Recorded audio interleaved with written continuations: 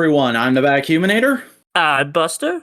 And this week in Toku, we're going to be discussing details on the new Godzilla film, Joe Odagiri's return to Kamen Rider, and leaks for both Sentai and Power Rangers. It's a loaded week, folks. Even though we have a shorter period between episodes, we're hitting into the spring, summer, everything's fucking happening news season for anything superhero related, so hold on to your butts. I mean, like, we freaking heading into the Donbrothers finale, King-Ohger premiere, and Geats is starting to, like, head into its mid-arc, so... It's about to get crazy up in here, but you know what else is crazy? What? The concept of not supporting modular media. Everybody should support modular media, or otherwise they're certifiably insane. So if you want to avoid being put into a mental institution, give this video a like, comment down below with some of your thoughts on things that happened this week in Tokusatsu, subscribe and ring the bell in order to enable notifications, and get every modular upload sent right to your inbox. Not just this show, but the No Prize podcast, where myself and Boingo Writer discuss everything that happens in the week of comic book superheroes, and Modular Components, our flagship show where we hang out and shoot the shit and sometimes have guests, and our special book club series once a month, Analytical Fanboys returns for us to discuss some fucking thing somebody selected and forced the others to take in. We're talking about a show called Puppet History this month. It should be interesting. And you can already watch the last month's Chainsaw episode right now. Yeah, Chainsaw Man. We did the first arc of Chainsaw Man, so everybody go listen to that if you haven't already. But that is all the plugging I need to do for this week, but I forgot my manners. Where are my manners? Here they are. Buster, how you doing this week? It started. Nothing really happened. I've been trying to get a writing, but like I've honestly just been like, here's the thing with me in writing, because I do YouTube videos, which requires me to like consume or like take in some media, I sometimes get paralyzed between do I write or do I take in media, and then I just do nothing. So, like, right now I'm kind of in I need to take in a bunch of media so I can write about it properly phase. So, like, and, like, not to mention, the next big Toku review I'm doing, is, like, we're gonna talk about later in the show, but it's 98 episodes, so, you know, I can't do that in a week. I can do 50 in a week, but, like... I have experienced that in the past, and it does suck when you get like that. Though the big thing that's been helping me avoid that recently is just the fact that I'm really committed to getting a video out every week, and the fact that the way I'm able to do that is I realize, like, oh, there's like 2 decades worth of my life filled with shit I can talk about that I haven't done yet. Let's get that backlog cleared the fuck out. Also, not to mention you have like a month prep time to like write and consume everything down. It's not like week to week with me.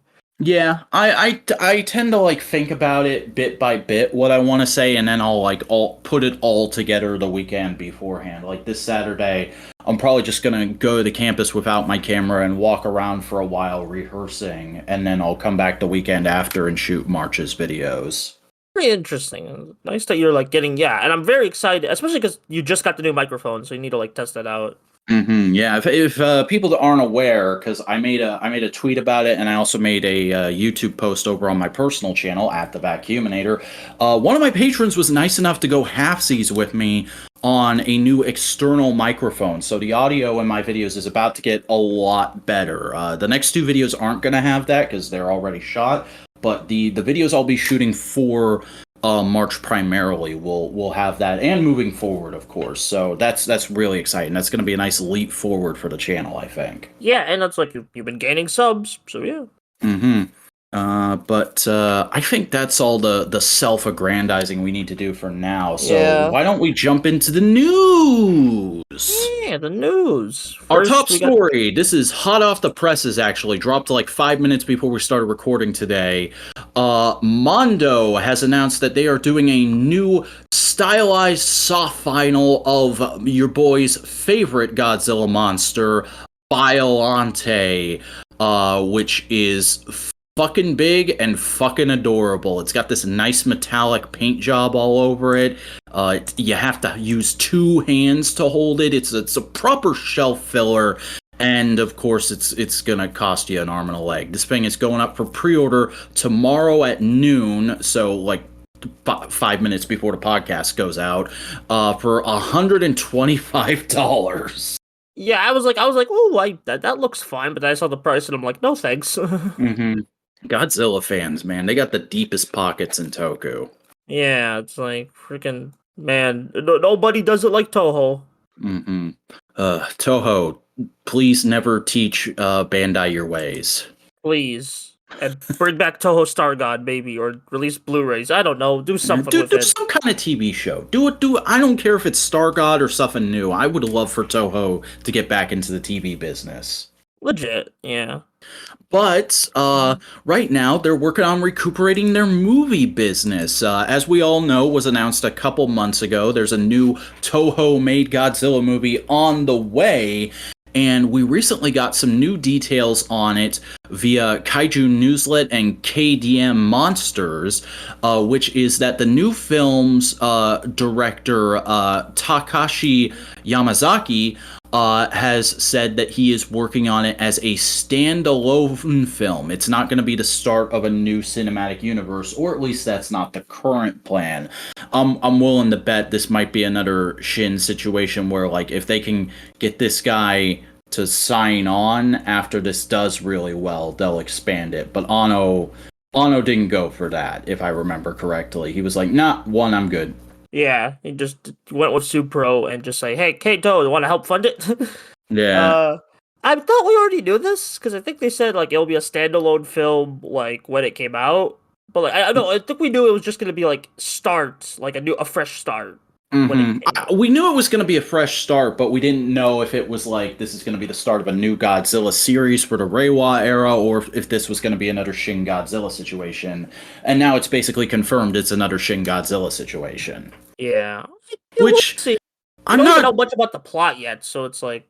Yeah, this is like the tiniest fucking detail we could get about that plot, but I gotta say, I'm not super excited about that situation just because I feel like Shin Godzilla should have been the only time they did that. I would love for Toho to full on get back in gear with a Godzilla series. I can understand them being gun shy because the Millennium series petered out the way it did, and then the Legendary series has been doing its own thing and taking up Godzilla in the popular culture for a lot of people, so they may not want to dilute the brand too much.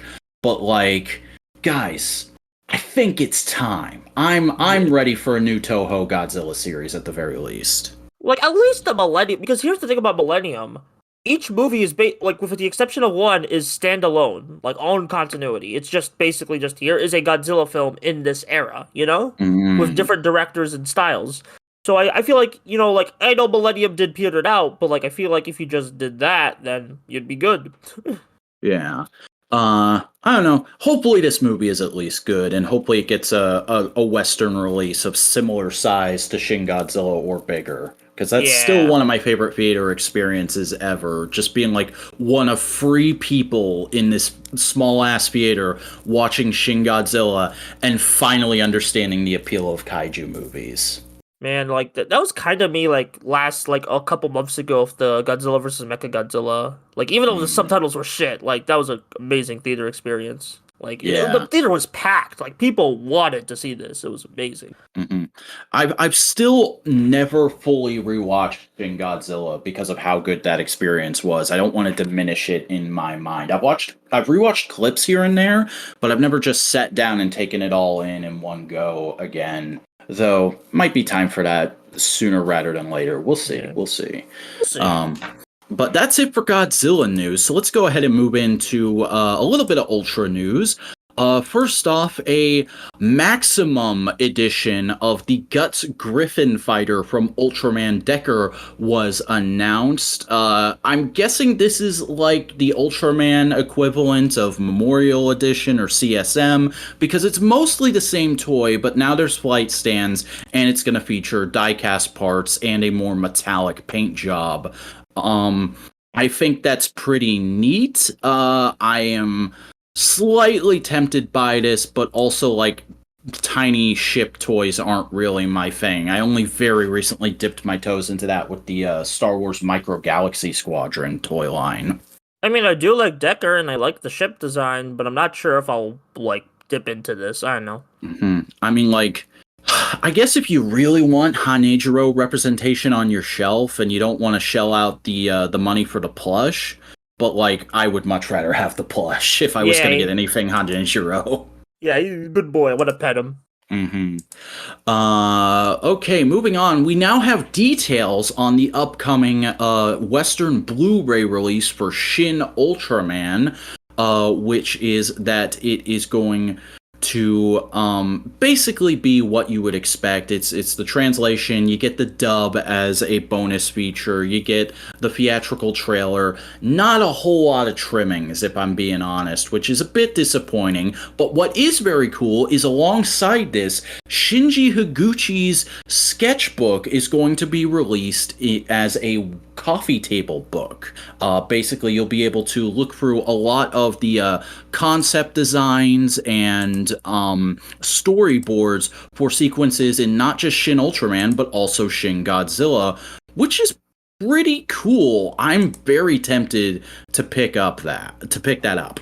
Yeah, Excuse now, me. like, when I bought the Scott the Woz freaking coffee table book from, like, that one charity event, I think that's kind of started an addiction for me, or, like, a craving for another coffee table book, so I might pick this up, and especially because, like, as a Toku reviewer, I kind of need to own more material to properly analyze shit, so, yeah. Yeah. And I mean, I've always had a love for coffee table books. I used to check them out from the library all the time when I was a kid. I've just never gotten around to buying a bunch of them. So Yeah.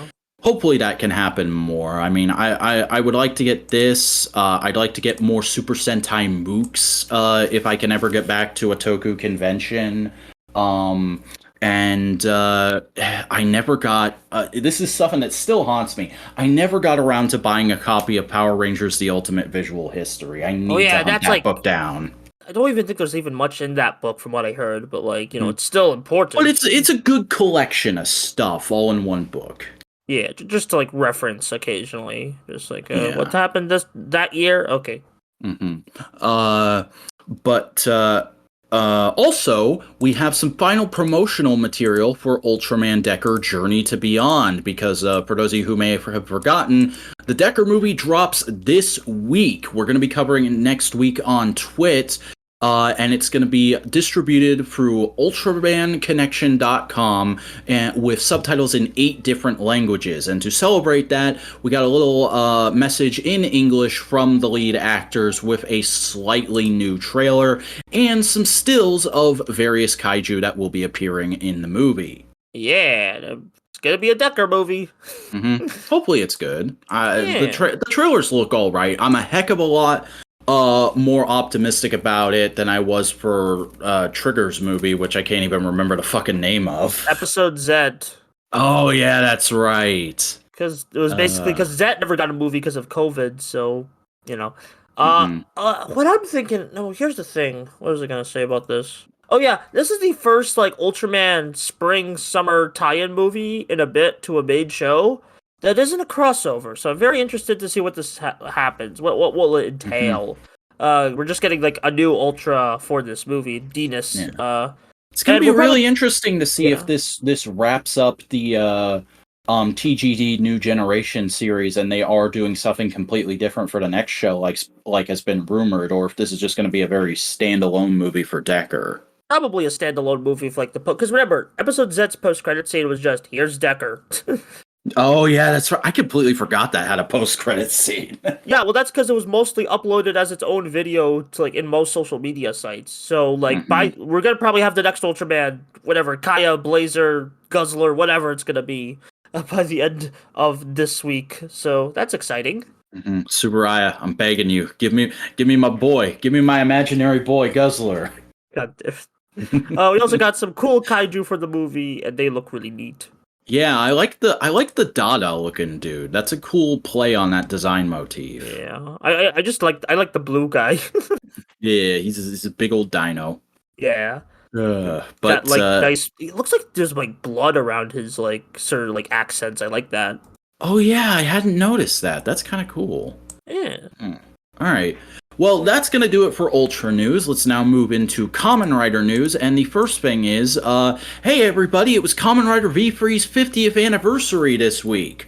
Neither of us have seen Kamen Rider V3. Out soon. Soon. We'll get there. We're getting there. Yeah. It's going to happen one day, I promise. But to celebrate, Bandai announced they're doing a CSM of V3's belt. The double Typhoon. That's cool. I'm probably not gonna get it because I haven't seen V3, and if it's anything like the belt they did for Kamen Rider 1, it's gonna be a completely new thing with all kinds of bells and whistles, and it's gonna be stupid expensive. Yeah, I'm guessing it's gonna be like $300, $400. Mm-hmm. Wasn't the Typhoon for Kamen Rider 1 like 500 because it had like real cow leather and shit? Yeah, legit. Like, it was, like, I'm pretty sure they won't go, like, as hard, because, you know, V3 is a very popular character, but also it's like, they're probably not going to go that insane, like, the... Yeah.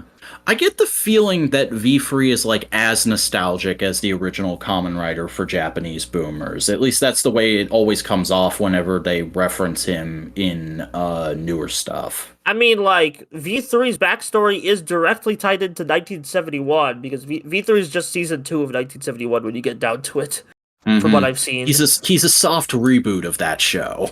Not soft, a sequel.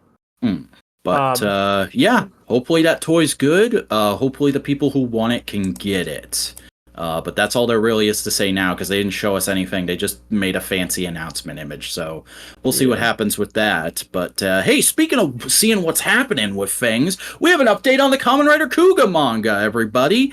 According to listings through Amazon and several other book retailers, a reprint of Volume 1 and 2 are coming, and Volume 3 has been delayed, which leads a lot of people to assume that they're probably updating the translation after the backlash. And I know some people are still kind of worried. I know we still have to wait and see how this turns out, but like, if that delay is indeed for the reason we all think it is, holy shit, the bitching worked for once. Yeah, and it was like deserved bitching at that, because Jesus.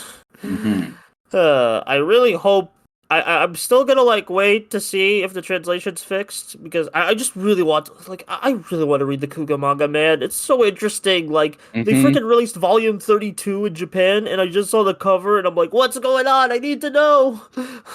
It's the biggest gap in like English Kamen Rider, like in terms of like fan translations, but it's like this is like an official translation, but it's like the biggest gap in Kamen Rider we probably have as an English speaking audience, and I just, especially because it got referenced in Overquartzer, so it's like, what it's the like hell it's that and the novels that are like the two big things that are real mysteries to us, because we have synopsises for the novels out there, even a couple translations. Oh, okay. I've never seen a translation for one of the novels. So. Oh yeah, the account that retweets all the translations occasionally posts like, "Hey, someone translated the Wizard novel or something." Oh man, I gotta read the Wizard novel someday. I've heard Apparently that's not gonna be fun. Yeah, I've heard that's not gonna be fun. Yeah, like it's not great. Apparently, what you gonna do? Still it can't be any worse than the Ryuki novel, because I've heard what happens in the Ryuki novel, and holy shit, dude. I think that was the Fai's novel you're thinking of, because the fight. Oh yeah, I am remembering. There's some even more fucked up stuff in the Fai's novel, but the Ryuki novel is the first one where I heard of something that happens in it and was like, what the fuck? Yeah, I'm still waiting for the Build novel to come out. Oh man. But yeah, hopefully this means good things for future Western Rider releases. And hey, it's not the only Kuuga news we have this week, folks, because in Japan this week, a new commercial started airing for a cashless pay service that is making its way across the Japanese market, which features Hiroshi Fujioka and Joe Odagiri, air quotes, massive air quotes, reprising their roles from Kamen Rider, because they basically act like their characters have been presented the last time we saw them, but they refer to themselves by their actor names. And the whole dialogue of the trailer is Fujioka telling Odagiri that he wants to get a huge group together to come and have a reunion dinner at his restaurant. And the number he lists is how many main riders there have been besides Geats. Yeah, that's adorable. That's really adorable, and it's like that's really cute. It's like Joe Odagiri, like he's still done acting since Kuuga. It's really it's like the first time I've seen him post Kuuga, so it's just really nice that he's still got those chops, you know. Yeah. Oh, he's been all over the place. He's apparently like a huge name in the Japanese acting scene.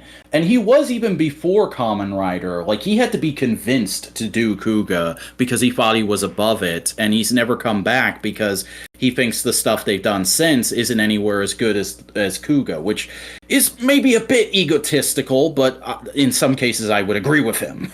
I mean, like Kuga's just a completely different beast, but like, yeah, apparently there was like some misinformation relating to that. But like, I need to research that shit before.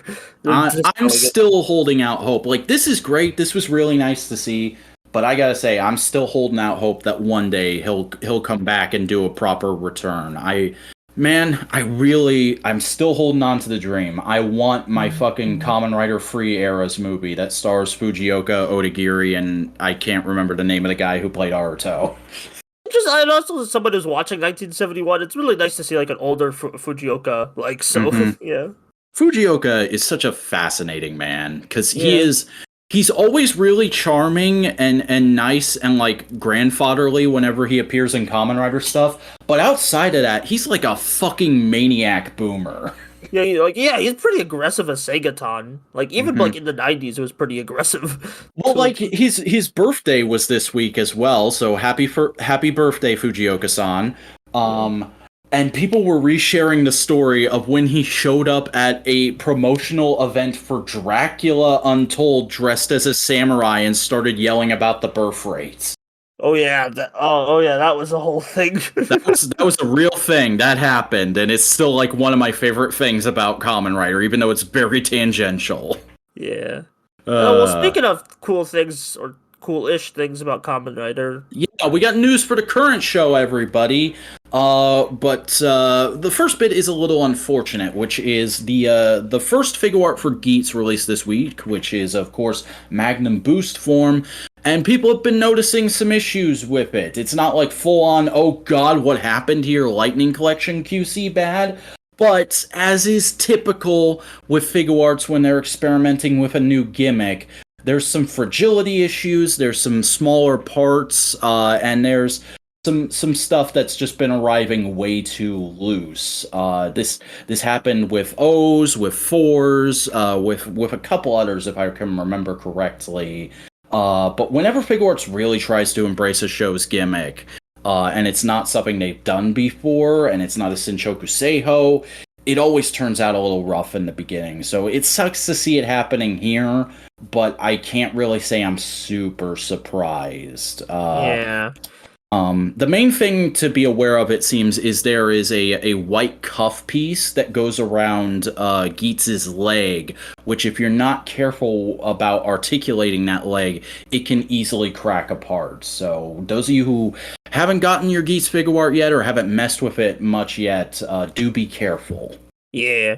I hopefully, like, because they usually do reissues for, like, anniversary events of, like, all the main SH Figuarts, so hopefully, like, they'll fix that, like, when they get more experience with the Geats line, so we'll see. Now it's time for everybody's favorite segment, which is complaining about Figuarts Team Rider bullshit. Hooray! Remember Nago Beat Form? That Figuart got teased at that event a few weeks ago? Yeah? It's up for pre-order now, everybody. But it's a P Bandai exclusive. The second female Tetsuary rider in a row to be that. Oh, Bandai, you and your sexism. Yeah. But I know, hey, like, Typhoon and Buffa are also premium Bandai, but come on. But hey, have no fear. Team Rider is here, and they're gonna sell it to you for the same price, but through a U.S. retailer, so everybody can get this if they want it. Even though they'd have no fucking reason to want it, because the show is not legally available here! This just sounds desperate at this point. Like It's I just fucking ridiculous, is what it is. yeah. I mean, your voice sounded like oh come on. I am. Oh man, I have been keeping track. I have so many notes for my eventual sequel to the Kamen Rider distribution video. It's Uh, almost guaranteed at this point, unless they end up simulcasting the next show. Because I've given up hope that they're actually going to do it with Geats. We're too deep yeah. into Geats now. But unless they actually end up simulcasting the next show, there's going to be a sequel to that video next year. Oh yeah. Vac be cooking. Ah, phew. But hey, what is Geats himself cooking? He's cooking a new form. That's what, because we got the scans for the next arc of Kamen Rider Geats came out across the U.S. this week, and the ones we have linked here are in AI upscaling to get rid of pixelation, so they look a little funky, but these are legit. So don't worry. The main thing they're showing here is Boost Mark II, the long-rumored mid-season upgrade for Geats is now revealed, and it looks alright.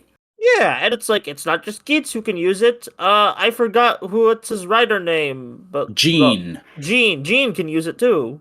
That's neat. And, It's kind of like when he puts it in there, it's really goofy looking, in my opinion. It looks like a fucking rubber glove. yeah, it kind of looks like an alternate take on Magnum Boost. I think to me. Mm. Yeah, I do like Gene's color layout for it way better, though, just because the Yeah. white balances out with the red so much better. Geats' version of Boost Mark II is just completely red and black, and it's not terrible, but it does look a bit much for a design from this series, in my opinion. Yeah, well, this is like the first proper like upgrade since Twin Command, and like I Yeah. could see like them pulling a Dead Heat and just giving like once Geats gets another upgrade, they just give this to Gene permanently. Yeah, So, which I would be fine with. I mean, like, it was really goofy when they did it with Dead Heat, and also Dead Heat sucked. But here it's an okay looking form, and like Gene could use another form if he's gonna stick around. So go ahead and do that. yeah. Also, there's a buffa upgrade teased. There's like a really tiny image of it that you can't quite make out, but he's gonna get another Jamato bug hole. And all of the supporters are gonna have big dumb CGI transformations. Gene's the only one that's actually getting a suit. Really? Oh. Yeah. Oh yeah. Oh. I don't like Oh. that. That's dumb. And like they look like they're just doggies. They're not Kamen Riders. Mm-hmm. Like maybe that isn't the copium here's the time. thing. Maybe there isn't the rider suit, and it's like the 0-1 transformation where the monster pops out and then they form the suit. Yeah, but here's the big thing with this that people have been pointing out. I forget his name, but Keiwa's supporter, he's got an original design, but Badoba, I think her name is, and Nago's supporter, their designs are modified versions of models that we've already seen in Kamen Rider before. Do you want to guess what they are? Okay, I can see Baraba is based on the 0-1 mech form. I forgot Yeah, what it was Breaking called. Mammoth. Breaking Mammoth, and I think the other one's a wizard design. Yep, that's Gryphon. Gryphon. Yeah, I mean, like Geats has already reused props so many times for its forms. So I just like okay, keep it. That's cool. I mean, Also- in all fairness, like I don't think anyone really remembers Breaking Mammoth or Gryphon, but still, that's really goofy considering like how low budget Rider CGI tends to be already. Yeah, I mean they changed it up enough, so I don't really mind. Also, Buffa Twin Command. He's gonna get Twin Command in these upcoming Oh episodes. yeah, that's right. I almost completely forgot about that. But yeah, which is good because I don't think anybody's used Twin Command in like 3 or 4 episodes now. Yeah, not Typhoon or Geats. So it's nice to get like another user of Twin Command to give extra playability to that toy. Yeah, but that's not the only news for Geats we have this week because your boy Tom Constantine recently posted a photo saying that he was filming something and that his costume was very familiar.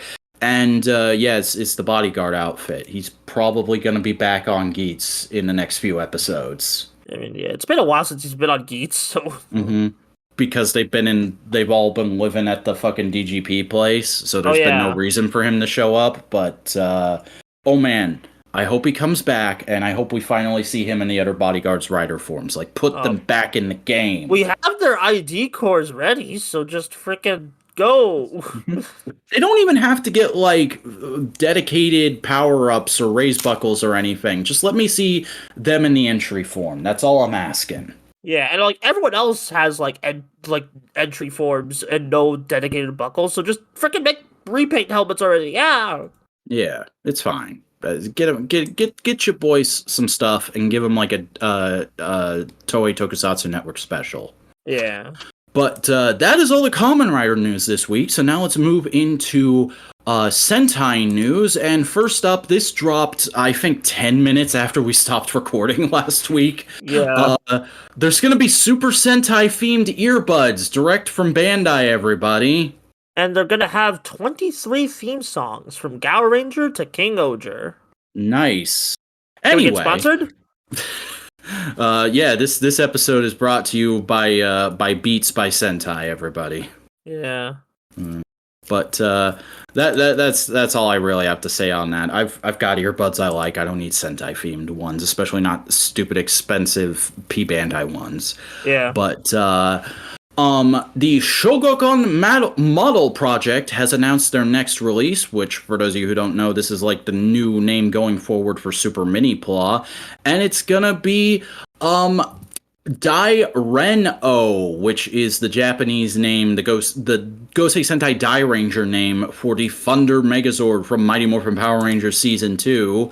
And we only have one gray render of this thing right now, but I am tentatively excited for it because this is one of the Megazord designs I do really like.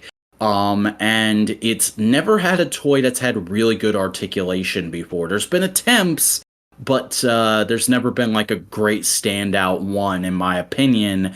And if there's anything Super Mini Pla has been known for up till now, it's adding in a lot of articulation to these older designs. So I'm very interested to see how this one turns out. Yeah. I hope the people who like it are excited. Yeah, but that brings us to some not so official news, because another thing that dropped shortly after we stopped recording was a bunch of details about future characters appearing in King-Ohger. First and foremost, a photo circulated of the plush versions of the King-Ohgers that are going to be coming out. So hey, guess what? They're doing chibi plushes again this year because they've done it every year since like Zyuohger, I think. And a notable new addition was there, a silver version of Kuuga Ohger, who is reportedly called O Kuuga Ohger. And people have been speculating about this like crazy, going like, "Oh, is this the Sixth Ranger?" No, it's a Mentor Ranger. It's like a Doggy Kruger. And it's probably gonna be the other red looking civilian guy from the trailer. Like the king. I forgot his name, but like the guy Gira probably like stole the sword from. Yeah, and he's like, "Oh, I guess I gotta use this backup or some shit." Mm-hmm. So that's nice. We haven't had a Mentor Ranger in a minute, so I'm interested to see how that goes. Like, you could kind of argue Zenkaiser Black, but he hasn't gotten a whole lot of use in that way. He's been more of like a gag or Deus Ex Machina character. Yeah, I got a buddy, until like kind of like, hey, like basically the reason there's Sentai themed Hitsuki going around, you know? Mm-hmm. Oh god, I just realized they still haven't explained what he was collecting the fucking medals for. Well, again, it's gonna be the last scene of the show. I guarantee you. He's just gonna frame them and put them up on the wall behind his counter. Some shit. Like, I was just thinking, like, I got all the gears. I can go to my home planet now. Some shit. Yeah. But we also got details on the actual Sixth Ranger. These leaked out from Duke Mon, a moderator on Ranger Board who has been a trusted news source for things like this in the past, which is that the Sixth Ranger is going to be spider-themed, and it is going to be white and black, and it is going to have a weapon that's similar to a can of bug spray. That's fun. It's really fun, actually. It's a very nice deviation from the kind of rut Six Rangers have been in the last few years of either gold or silver or both. Yeah, and it's still like a gun-themed Six Ranger, which we've had like a lot of times, but also just, hey, like, it's white and it's gonna have gold accents, to my knowledge. But like, so it's Yeah. still kind of gold, but it's, white primarily. And I do think, from the King-Ohger design philosophy, a White Ranger would look really nice. Yeah, So, and it's cool that they're doing that when we all thought like, okay, they're not going to be doing a Spider Ranger when we saw those little spiders that are for King-Ohger. oh really? People thought that? Yeah, I thought it. Okay, I don't know if interesting. other people think like me. I am a rare thinker. Yeah. I mean, I just thought like, I mean, it's cool, and it's like bug spray. Is he gonna be like a villain ranger? Like, hmm we'll see. Yeah, we haven't had like a true rival in a while. They kind of teased it with Jiro, but it didn't go full force. Yeah, and like technically, like Stay Caesar's been a rival. Yeah, but it wasn't like an evil Six Ranger. It was a different boy. Yeah, fair. hmm I'll talk about But Power Rangers. oh god, here we go. Okay, I'm ready. Here we go, buddy. Here we go, buddy. Here we go. Here we go. Fuck. Okay, so for the first time ever, the Power Rangers fandom decided to care about Hasbro's quarterly earnings call, because this is something I've seen the Transformers fandom discuss.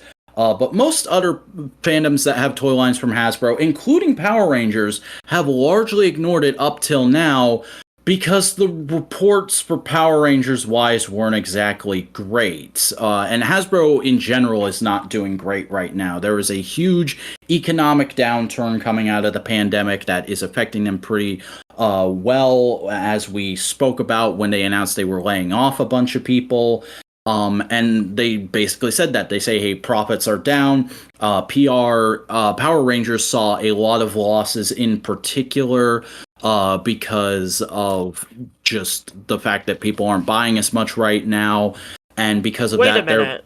Okay, so you link two sources here, and they have kind of conflicting reports on Power Rangers revenue. Ranger Board says Power Rangers revenue grew last year, while Per Ranger says Power Rangers is down. What's going on? Ranger Board last year. They're talking about last year. These are two different parts of the reports. The Power Ranger part is about the last few months in this quarter.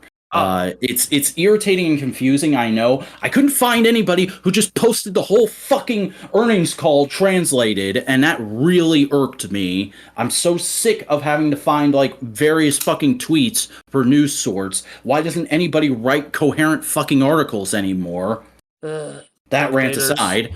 But basically, Power Rangers did make a lot of money last year, but with the economic downturn recently, it's been losing money, as has Hasbro in general, which means they are projecting that there might be some cancellations and there might be inventory and asset write-offs, which is fucking Wall Street speak for we're going to have to do a lot of sales and we're going to lay some people off. Just reiterating what they've already told us. And then in addition to that, they did say that they are still seeing it as an emerging brand with the Entwistle series still in development, which I think is the first like Hasbro public confirmation that that's a thing that's happening. It's been a rumor and like a thing I've seen a lot of fan sites just taking as fact for a long time, and I think we talked about it once or twice. But this is the first time Hasbro has specifically said, like, yeah, this is a thing we're working on.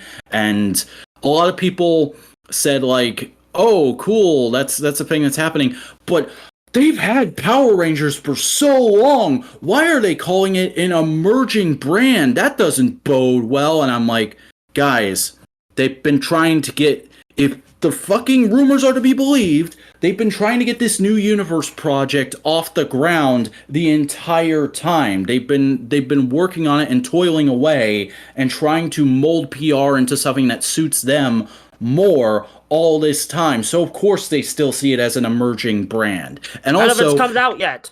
yeah, and also that's not even a negative thing. That's like a vaguely positive thing that is said about a lot of stuff during earnings calls like these. Like, is this the first... I'm seriously wondering, with the reaction to this, where people were doom and glooming and speculating, like, is Hasbro gonna sell Power Rangers because it's not making money?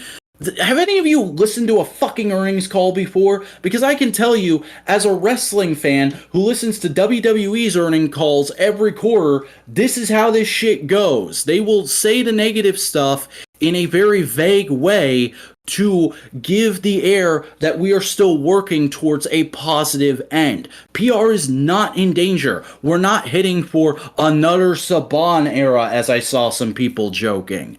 Do not worry, they have a plan in mind. It's just been a bumpy road trying to get there.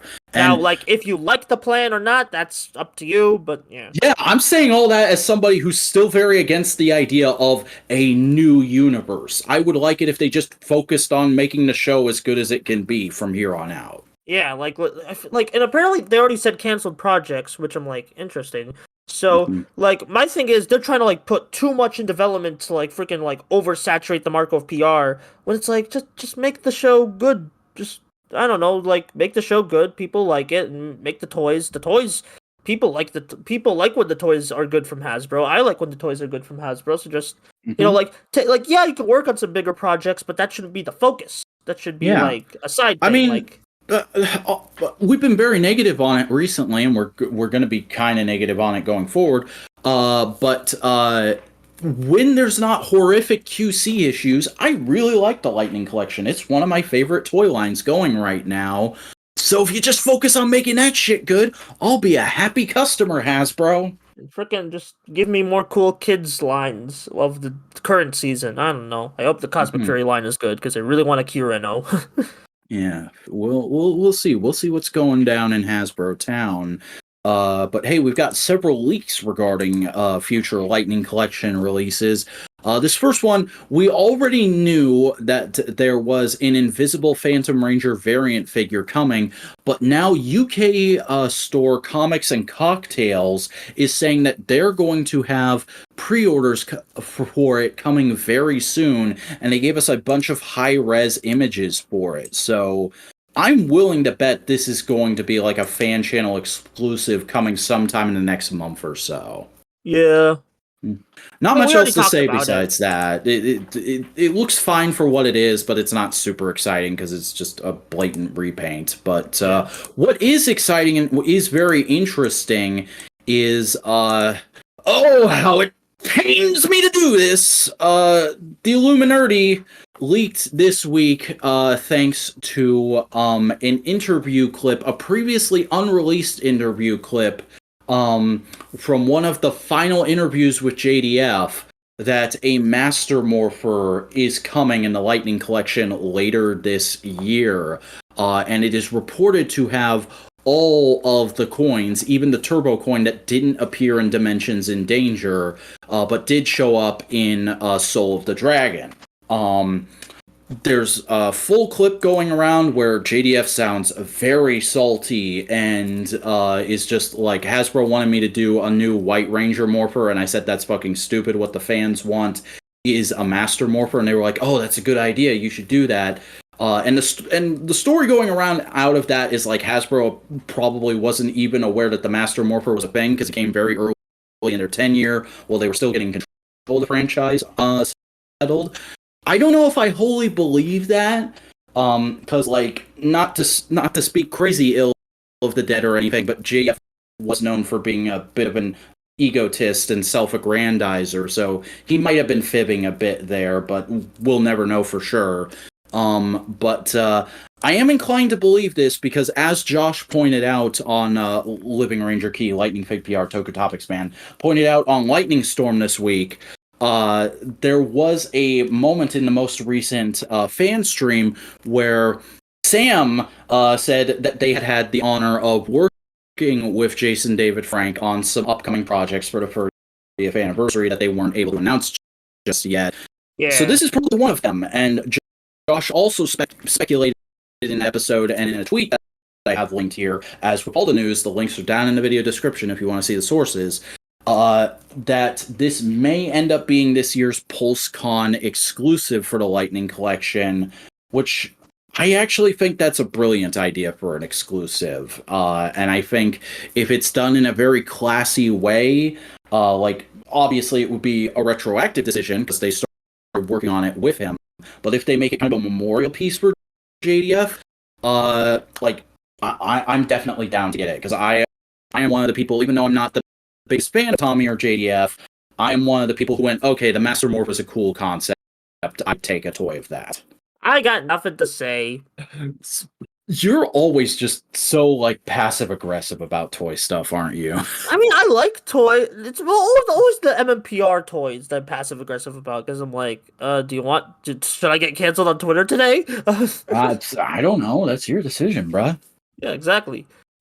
But yeah, that's about all I have to say on that. I think it's a really cool concept. If it's actually happening, which it does seem to be, I will be down for it, especially because apparently before his passing, JDF recorded a bunch of new voice lines for it. So Ooh. it's gonna be really interesting to see how that turns out whenever they officially announce it. But we have one more Lightning Collection leak for this week, which is that, and I missed the first part of this last week because Josh posted a tweet saying that his sources had told him that more Boom Studios Lightning Collection figures were in the works, but he couldn't say what just yet. And then just a few days ago, he tweeted that there is an Omega Rangers 4-pack coming that is going to be of the original team configuration of Jason, Zach, Trini, and the alien girl whose name I don't remember and ended up being a traitor. Traitor! I'm very mixed on this because I don't care about the early Omega Rangers stuff. I thought it was really boring, but I have been liking the new team configuration in the comics right now under Melissa Flores. So I might, if I can find like, if somebody's willing to sell me just the Red Ranger, like loose out of their pack, I'll get that because I want to have every Lightning Collection Red Ranger. But I don't know if I want this full 4-pack, man. I'd rather wait until they do the updated team, which they'll probably do at some point. As a Power Rangers comic fella, or just someone who is very interested in them, you know, they don't really have any like strong opinions on the Omega Rangers. Like, I mean, I like the Blue Cat one, but that's not gonna be hard. It's gonna do. I do like the idea. Maybe I do want the one just for the traitor character because I did like the traitor character. That was like my favorite part of that initial story arc. Just because it's like, oh, that's fun, and also it's the Blue Ranger, so of course I'm like interested. Yeah, but I don't know. Hopefully this turns out half decent. Josh is also saying this is probably going to be another Amazon exclusive with no civilian heads. So yeah, on that. But I don't know. I mean, like their comic designs. I think the only time they've done comic helmets is for like Draken, and that's just because they had a short film to pull from. Yeah, JDF did that live action thing. Though I still argue you could have approximated a really good Amy Jo Johnson head for the Ranger Slayer. Yeah. But yeah, that's all the Lightning Collection news for this week. But we still have more leaks coming via the IG story of the actress playing Ming in Once and Always. There are new photos of the Rad Bug, the Rad Bug 2 in the special, which features her giving David Yost and Walter Jones bunny ears, and it's very cute. Yeah, they're both like Zoomers.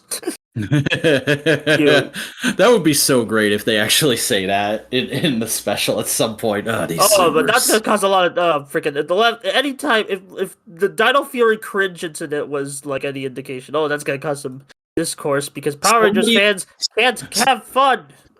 So somebody give me a gif of Walter Jones going "Ugh, Zoomers" if that happens in the special. I will use that gif to Buster's detriment for the rest of our friendship. Shaking my head. But that is not all. We also have potentially, I'm going to say potentially, this was retweeted by a bunch of trusted news sources, and it comes from a actually verified account, because fucking verification on Twitter is so weird now. But thanks, Elon. Yeah, but according to a app called TB Time, Cosmic Fury is going to be releasing in September, specifically on the 6th. And that's pretty much all we have where it is with that. This is not confirmed for Netflix or anything, but if this app is to believe, which as far as I understand, because I did look into it a little bit, it's kind of a trusted resource for people who watch a lot of current TV. But if that app is to be believed, it seems that Cosmic Fury will be coming towards the end of the year. But not too long after Once and Always, because I think isn't Once and Always like April? Yeah, Once Always is April. So Once and Always is like a big summer special, and then we'll have the full fall season in the fall. How about that? Yeah. But we have one final leak. Oh my god, there's so many leaks. I gotta get out my plumber's kit. It's pretty much called the Super Mario Brothers. Which is it was Tessa Rao's. I think it's actually Tessa Rao's birthday today when we're recording this. Interesting. But a bunch of her co-stars have been posting happy birthday images on their IG story, starting off with Chance Perez, who just posted like this really nice group shot of most of the Cosmic Fury Rangers holding the physical props of their weapons for the first time, so we get a much better look at those. And they look so good! I love them. I want toys of all of these, Hasbro, please! Please, like, I want the axe at the very least. I want that hammer. I want that hammer and those daggers. Oh yeah, the daggers. Oh my god, I'm pretty sure the arm cannon would be nerfed, but like, oh, that looks so. Like, hey, it's nerfed for nothing, baby. I mean, like, this is a better look at the Cosmic Fury suits, and they're still like, they still feel like a bit missing, but still, like, this is a much better look, and the weapons look super good. So, like, yeah, the action scenes, I think, between the weapons and the Dino Fury previous choreography, it's gonna go nuts. I hope. But then Jordan Fight and Russell Curry both posted recent selfies they had taken with Tessa Rao. And in the background of those images, you can see various production mock-ups and concept art, one of which features a 7th Cosmic Fury Ranger that is orange. And a lot of people immediately began speculating on this. One site in particular that we may have had to mention earlier in the show just full on went out and said, like, hey, you remember that image of the table read from months ago where Fern's actress had an orange water bottle? She's totally the Orange Ranger, guys. That's what they're doing. It's gotta be that. And I'm like, slow your roll there, buddy. It could be that. I think it's highly likely it's that.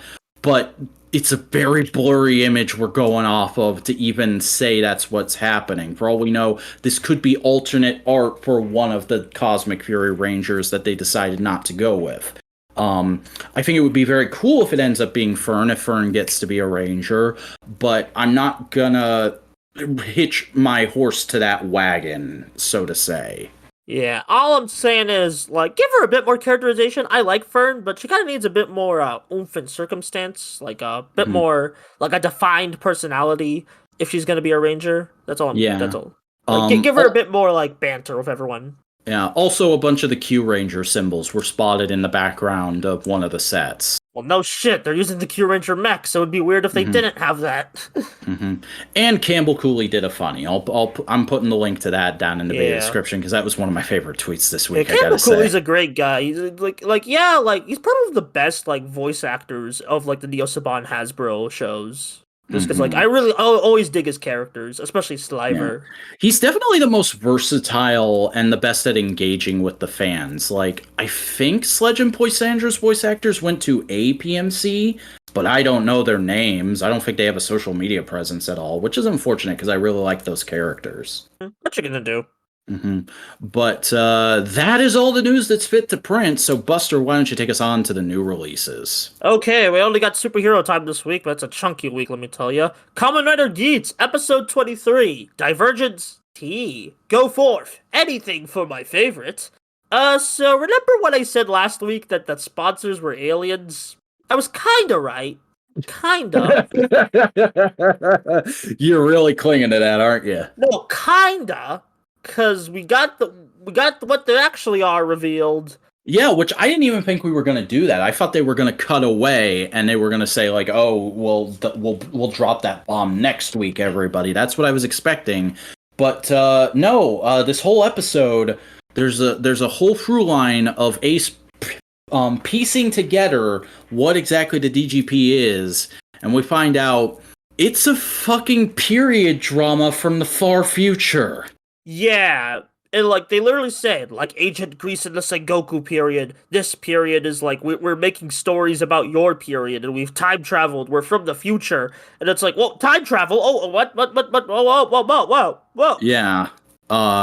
So that was both really cool, a really interesting way to go, and a really worrying way to go. Because I mean, I don't think anytime you introduce time travel into the story, it's huge potential to just screw everything up. yeah, Kingdom Hearts. Geo.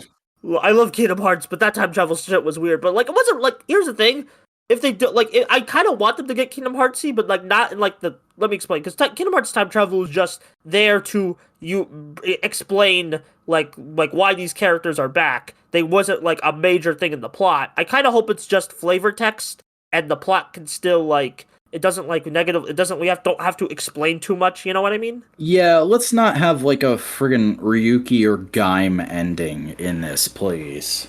I mean, Ryuki had a good ending. I don't know. Yeah. So besides that, this was a fairly like interesting episode. It was clearly like the freaking ending of this episode. Well, we'll get to that. But like, it was it was very much like a big build up episode with a lot of fun little character moments along the way. Yeah, we got to see Gene team up with his favorite, which is fun.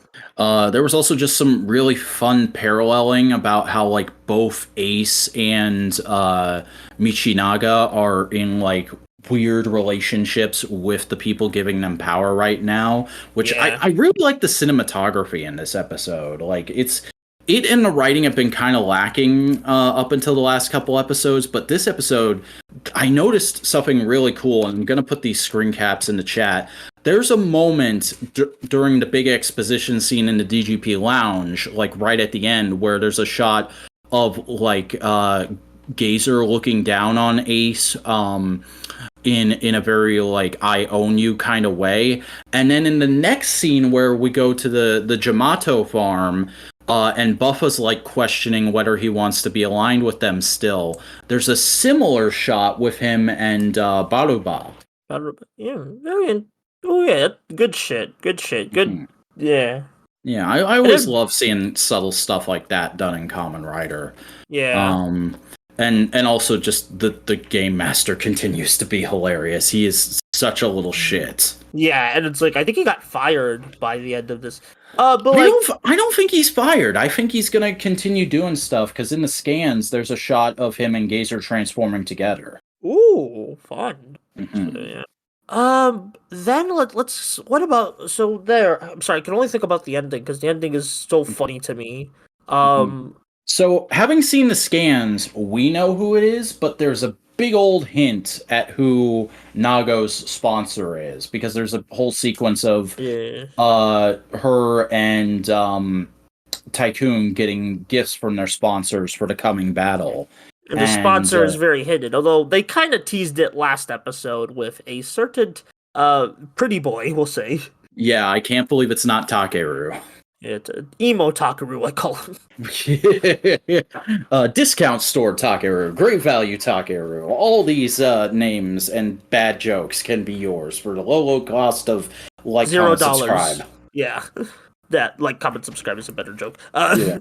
So like, freaking at the end of this episode, after everyone does all their fighting, and like we get the big reveal of like what the hell the DGP is, Baruba just comes in. Just be like Henshin. She transforms into like the big CGI mech. She just freaking goes up into the sky and just freaking Falcon punches the whole Earth. She nukes the entire Jamato area. Like only a couple scenes after, right in front of her, Farmer Man, who we still don't have a name for. I just remembered that. But Farmer Man is like, yeah, I decided to rebel against the DGP because I put so much work into the Jamato, and I just want to see them happy, man.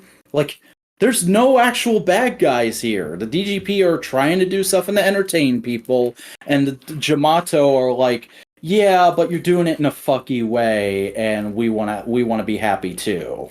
I mean, it's more just like each one have their own baggage to them, like their own like skeletons in their closet, you know? Yeah.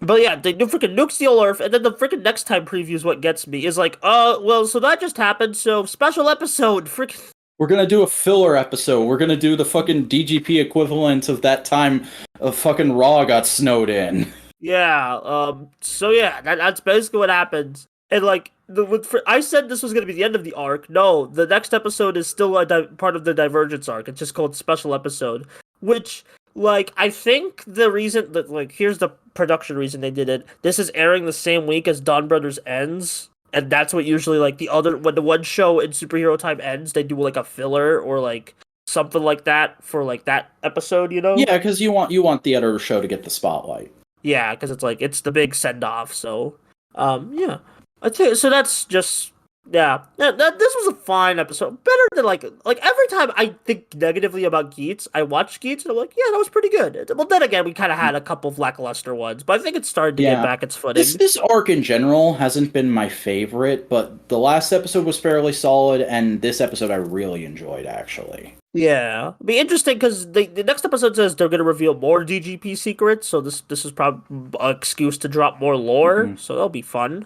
I mean, it's really interesting because at the start of this episode, there's a scene where Baruba and Gazer go to the goddess's chamber, and she's just a statue. She doesn't say anything. So either it's some kind of weird spell they have on her or something, or she's just straight up not Geats' mom, like I predicted, and it's just a statue thing that gives them power.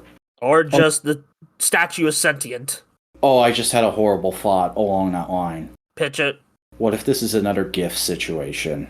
Aw, GIF was so bad. No. Yeah, I really hope not, but fuck, I could see it going that way. No. Please.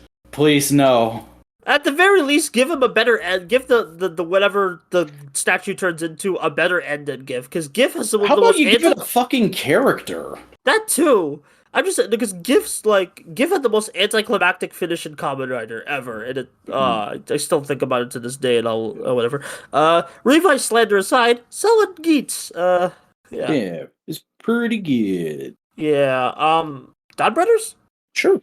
Yeah. Avatar Sentai Donbrothers, episode 49, penultimate, Memories of the End. You go first. This episode was pretty good actually.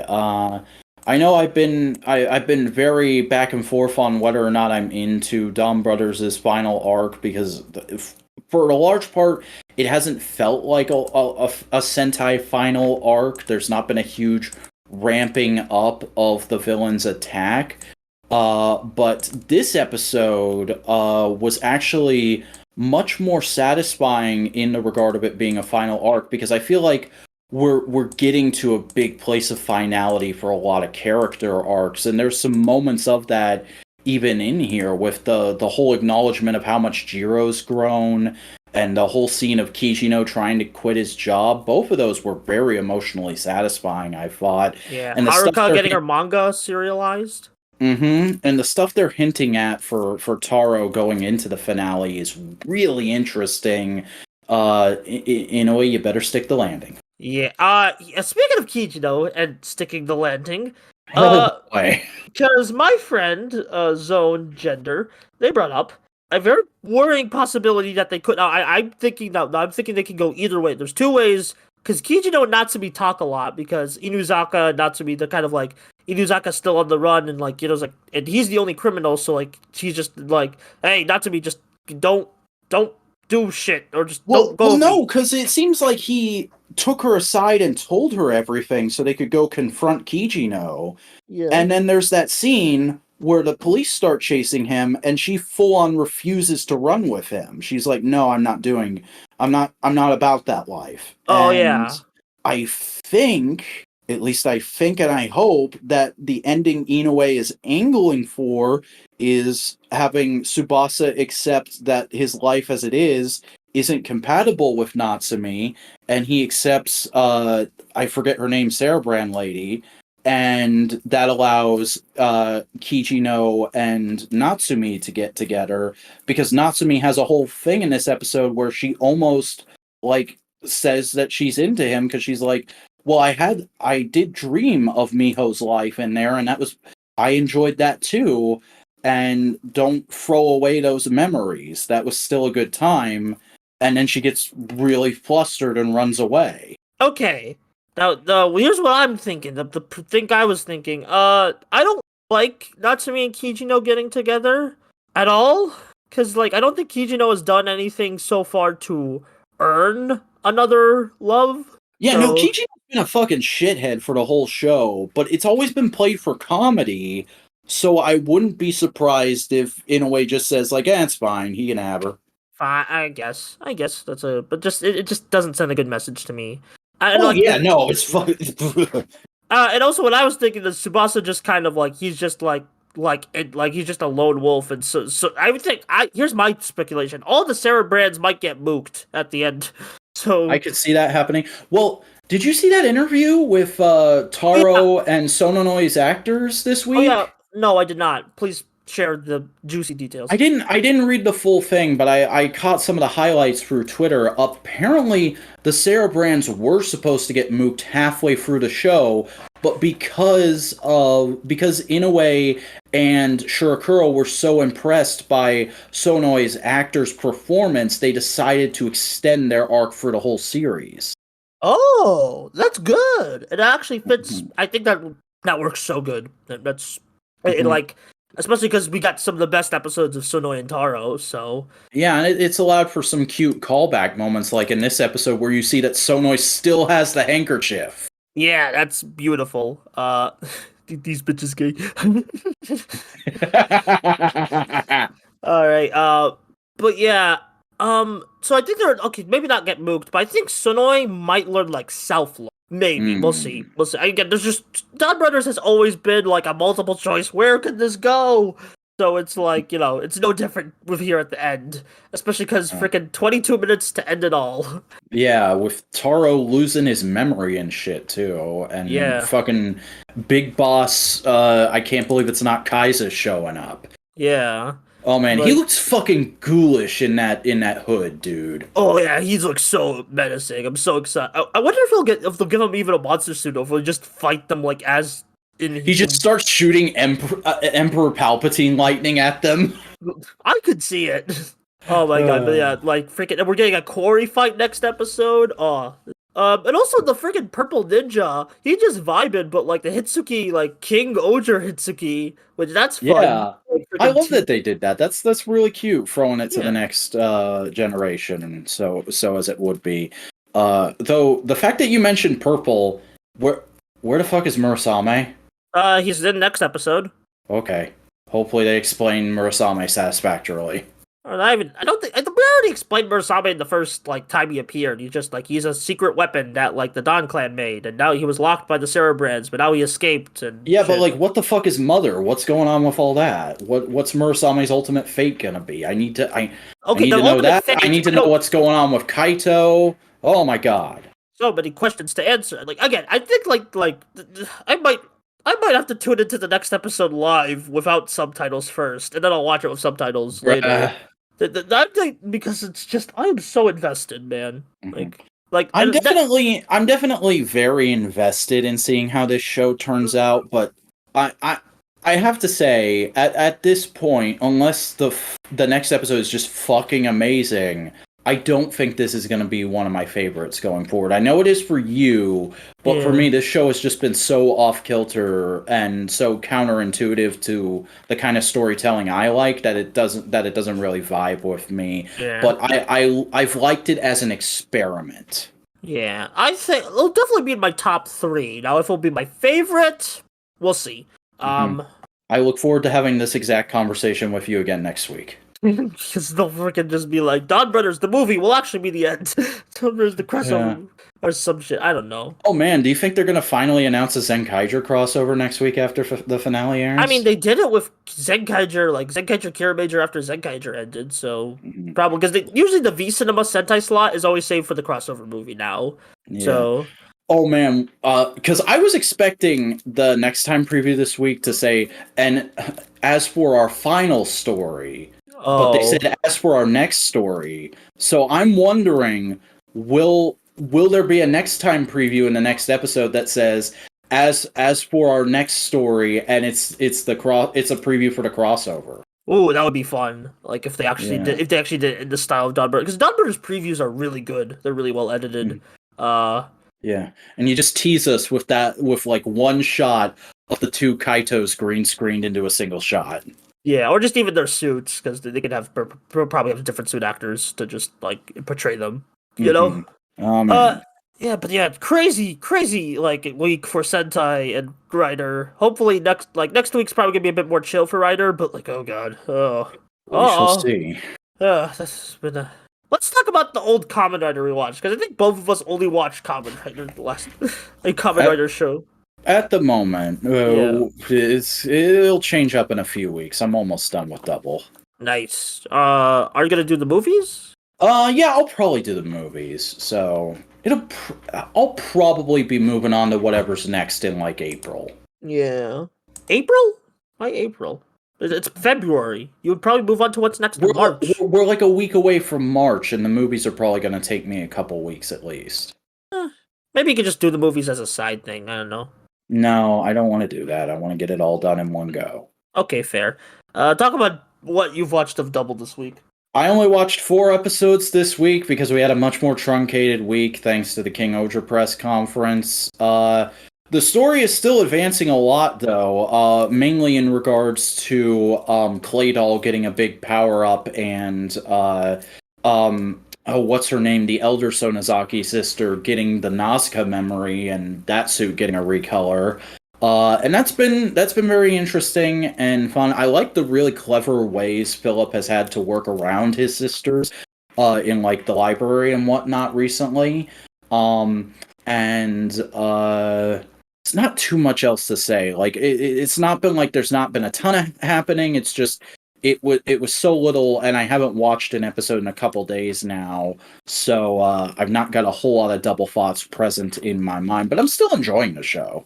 Yeah, that's good. You're getting close to A to Z, so Yeah, I'll probably actually watch A to Z before the next twit, so look forward to my thoughts on that, I guess. yeah. I think it's on YouTube, but it's like shit quality because Toei Tokusatsu Club is weird. Do you want to tell everyone what you did?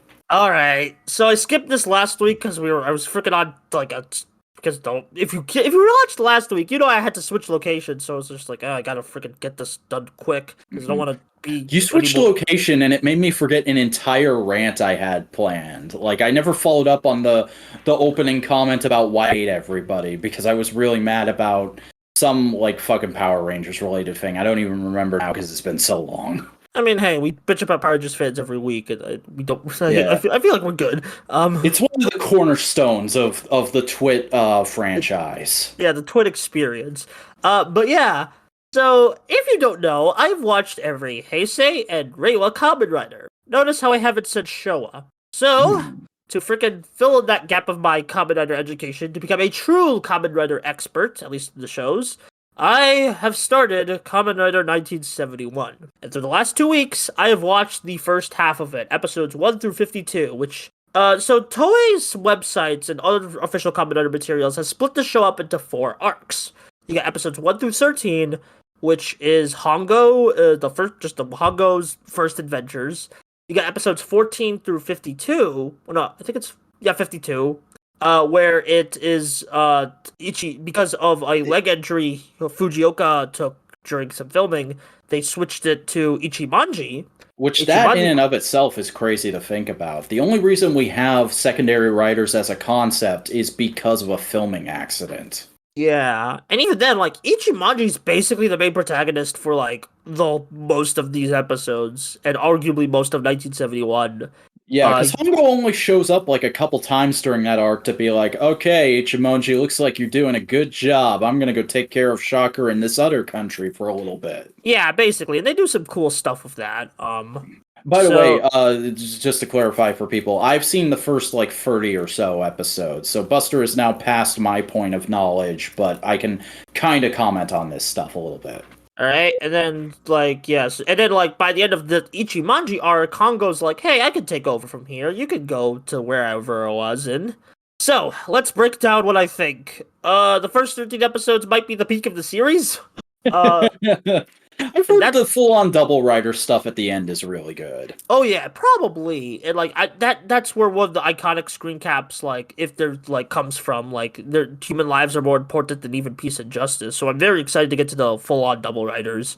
But also it's like these 13 episodes, yeah, they're experimental, yeah, they are kind of jank, and the whole show's kind of jank because it's basically stage show fighting, Oh, like it's just just dudes in fields having fist fights. yeah, and it's great. It's legitimately amazing, and it's like I think a big part of what carries these fights are the interesting locations they choose. There's like a lot of fun Hmm. locations they choose to film fights in, and it's amazing. Yeah, Like I I love also really dig like a lot of the experimental effects for the time, like how there's a different monster dissolving effect every episode, and they're all like really weird but cool in that you can see how they did it. yeah, that's like the whole show kinda. Uh, so and, like probably my favorite Hongo's episodes were the two-parter featuring the Nazi boat. I think. Oh, Where is that it's Hitler's greatest treasure? yeah, Hitler's greatest treasure. I think. Like it's very early in the show, and I was expecting the Hitler stuff to be like not until later, but no, they freaking not even double digits. We're Mhm. talking about Nazis because Shocker is very much a Nazi. Oh, Uh, Shocker are full-on neo-Nazis. Toei wants you to forget that, but Shocker are yeah. legitimate neo-Nazis. Yeah, and it's like the freaking like Shin Kamen Rider revival, to my knowledge, is doing more of a happy science angle, which I think happy science are neo Nazis, but like they're not good people. So uh, Mhm. yeah, that was like a really good. I feel like it was the most like it's the most pure form of like what I could see like people talk about how people talk about 1971 in those episodes. It's just like really fun, and you get like just so much interesting like backstory about Shocker, and just like it's just really cool. And Mhm. I like and the other episodes because this is a very episodic show, Mhm. and like so like of course there's not going to be an overarching plot, but like there's kind of a point in the Ichimonji around the 30s where it kind of becomes a bit too standardized, and it's like there's not really like Yeah, any I think that's like why I dropped off because I was like, is this just how the whole because the whole show wasn't subbed back when I was watching it. It was only like up to episode 50 was subbed. Um and I got to a point in the 30s where I was just like, this is just the same thing over and over again. If that's how the whole rest of the show is gonna be, I'm gonna go watch something else.